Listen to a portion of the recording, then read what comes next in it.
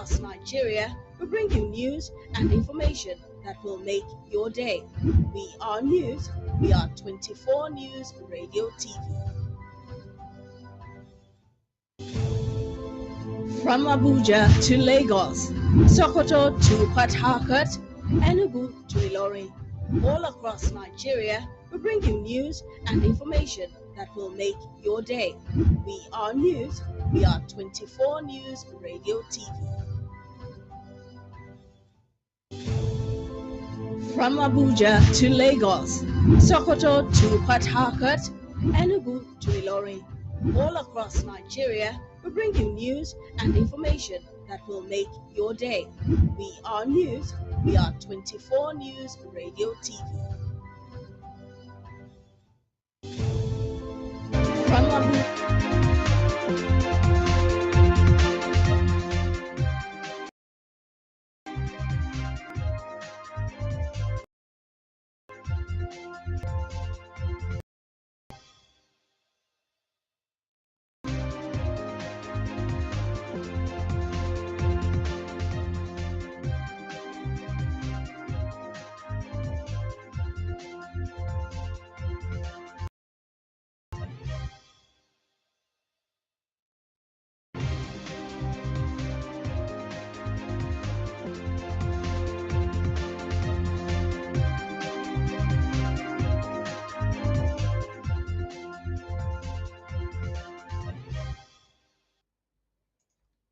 A lovely evening to you. Many thanks for joining us on the news update on 24 News Radio and Television. My name is Grace Nwafo. President Bola Ahmed Tinubu has directed the expedited rollout of the Free Healthcare Access Initiative for low-income retirees under the Contributory Pension Scheme, describing it as a critical component of social protection and dignity in retirement. This was disclosed in a press statement signed by the Special Advisor to the President, Mr. Bayo Onanuga. Onanuga said the President gave the directive after receiving a briefing from the Director General of the National Pensions Commission, Omolora. Tinubu also called for the prompt implementation of long overdue pension increases and a minimum pension guarantee, which would provide a safety net for the most vulnerable pensioners under the Contributory Pension Scheme, CPS.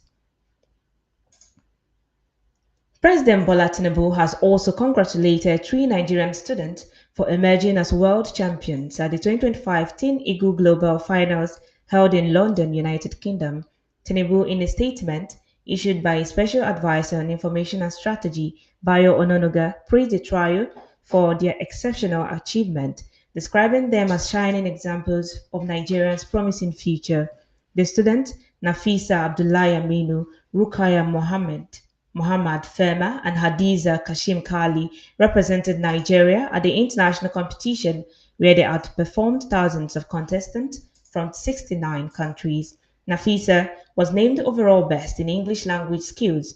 Rukaya emerged overall best in debate, while Hadiza clinched the Outstanding Talent Award. He also noted that the federal government was making significant investment in the education sector and had removed financial barriers for indigent students through the Nigerian Education Loan Fund. The chairman of the Senate Committee on Banking, Insurance and Other Financial Institutions, Senator Adetokunbo Abiru, has commended President Bola Tinubu for assenting to the Nigerian Insurance Industry Reform Bill 2025, now signed into law as the Nigerian Insurance Industry Reform Act 2025.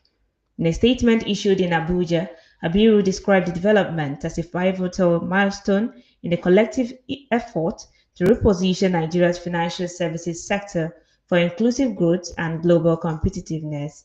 Abiru, who was the lead sponsor of the bill with the entire Senate Committee as co-sponsors, said the NIIRA represents one of the most comprehensive and far-reaching reforms in the history of Nigeria's insurance industry.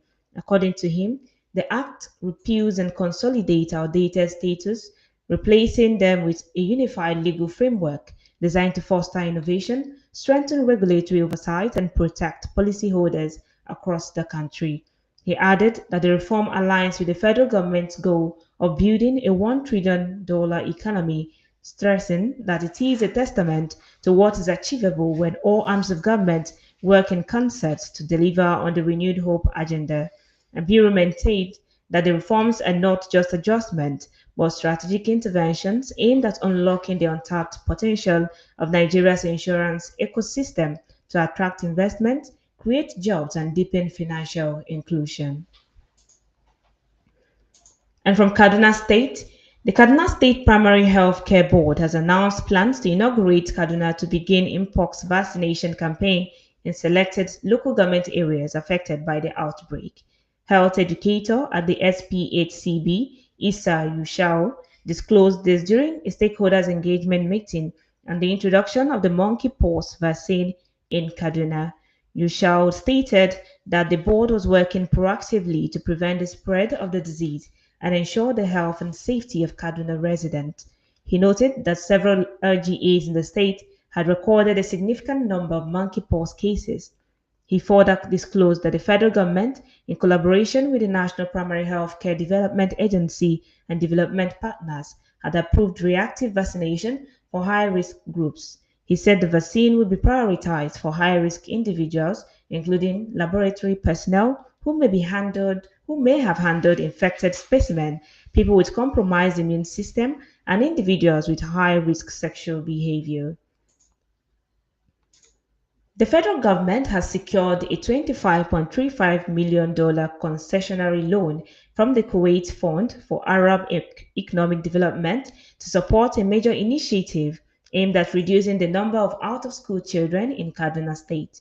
The facility, signed on behalf of the Kaduna State government, forms part of a broader $62.8 million blended financing package with international development partners, designed to expand access to quality and inclusive education in one of the country's most affected regions.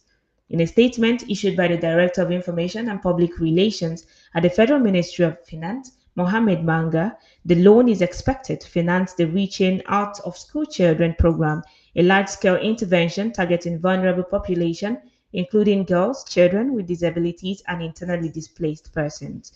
The program is set to enroll over 100,000 children, construct or upgrade more than 200 schools, and improve both the learning environment and the capacity of teachers in underserved areas across the state.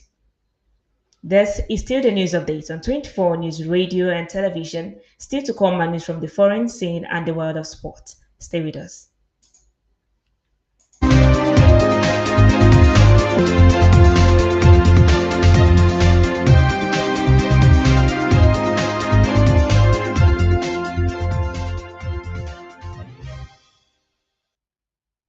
Glad to know that you're still there. If you're just joining us, this is the news update on 24 News Radio and Television. Over now to the foreign scene. Britain's advertising regulator has banned two adverts by Spanish clothing group Zara for featuring models that appeared unhealthily thin, calling the images irresponsible. The Advertising Standards Authority said it took action after it received a complaint about the adverts, which were listed on Zara's website in May. The watchdog ruled that the adverts breach social responsibility rules and must not appear again in the same form. Zara told the ASA that the models were medically certified as healthy in line with British guidelines. It also assured that only minor lighting and coloring edits were made on the images. Zara said in a statement that the ads were removed after the ASA made the company aware of the complaint.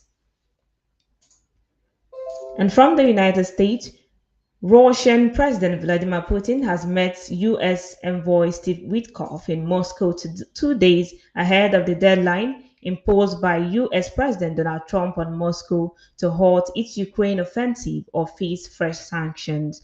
Trump, who had boasted he could end the conflict within 24 hours of taking office, has given Russia until Friday to make progress towards peace or face new penalties. However, 3 rounds of Russia-Ukraine peace talks in Istanbul has failed to make headway on a ceasefire, with the two sides far apart. Russia has escalated drone and missile attacks against its pro-Western neighbors to a record high and accelerated its advance on the ground. Ahead of the meeting, Ukrainian President Volodymyr Zelensky urged Washington to increase its pressure on Moscow to agree to a ceasefire. And back home in Nigeria, where a trailblazing journalist, former managing director, and editor in chief of the National Concord, and one of Nigeria's most influential media figures, Dr. Doyin Abiola, has died at the age of 82. She was one of the wives of the late winner of the June 12 presidential election, the late Chief MKO Abiola. Renowned as the first Nigerian to become editor in chief of a national daily newspaper, Dr. Abiola spent over 3 decades in the media industry, breaking barriers and shaping public discourse through journalism. And now heading over to the world of sports. Arsenal manager Mikel Arteta said the Gunners believe this season will be different as they aim to get over a series of near misses at winning silverware. Arteta has not won a trophy since lifting the FA Cup in his debut season in charge in 2019 and 2020. However, he transformed Arsenal back into serial contenders for major trophies. Arteta's men have finished second in the Premier League for the past 3 years and reached the Champions League semi-finals for the first time since 2009 last season. The pressure is now on the Spaniards to get over the line after another major investment in new players in the transfer window. Nearly €200 million has been spent on new striker Victor Goyes, midfielders Martins Bimendi and Christian Nogard, centre-back Christian Mosquera, as well as winger Noni Madueke and goalkeeper Kepa. And that is a wrap on the news update on 24 News Radio and Television. Do stay tuned for more programs to be coming your way. My name is Grace Wanfo. Have a lovely evening.